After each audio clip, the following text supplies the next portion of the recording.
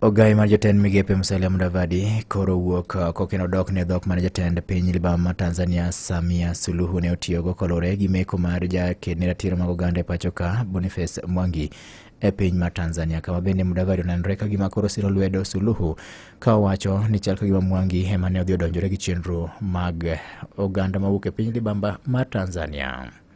I think there's some truth. Let us face a few facts. The level of etiquette, the level of insults that we see bandied in Kenya, even though we have the freedom of speech, is sometimes going overboard. I'm agreeing to some extent with what she has said. She has said that she's unhappy, and she says that because they observe what we do here, okay? And that is why I said I will need a little more time to get more evidence into the details of the operations, because there are incidents that have happened, so we'll pick up and get the facts. To the point of saying whether we have displayed decency, I'm not talking about the individuals in question here. She's talking from a general viewpoint. If it is a general viewpoint, I think she has a point.